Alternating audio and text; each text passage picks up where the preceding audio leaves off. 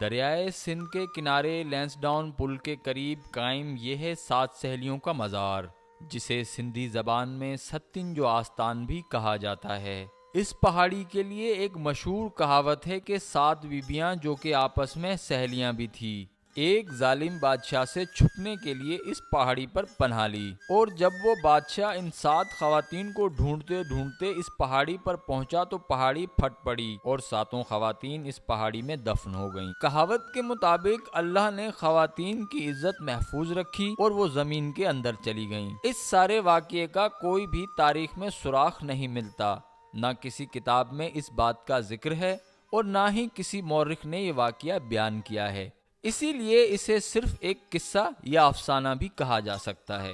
ابو القاسم نمکین سندھ کے امیر تھے، گورنر جس کو ہم آج کے دور میں کہیں، وہ مغلوں کے یہاں امیر مقرر ہوئے تو وہ بڑے شوقین مزاج تھے۔ ہوادار جگہ اس نے دیکھی تو وہاں محفلیں شروع کر دیں، گانے کی محفلیں موسیقی ہوتی تھی، مغلیہ طرز کی جو ہوتی تھی، اس کے علاوہ مشاعرے ہونے لگے۔ پھر جب وہ بزرگ ہونے لگے تو انہوں نے کہا کہ جب میں فوت ہو جاؤں تو مجھے یہاں دفنایا جائے، تو آپ دیکھیں گے وہاں اس کی مزار بھی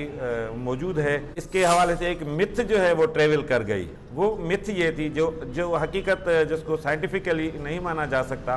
کہ وہ متھ یہ تھی کہ یہاں پر کوئی 7 سہیلیاں تھیں جن کے پیچھے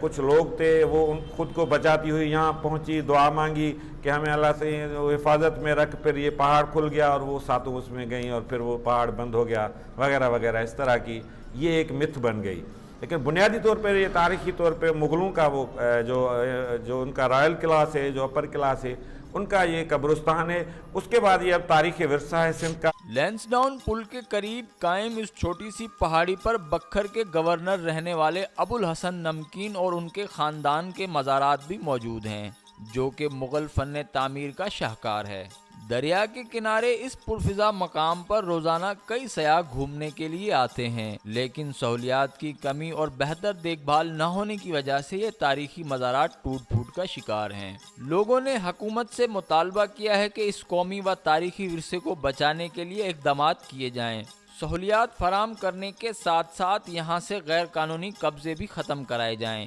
دی مرر ٹیم، سکھر۔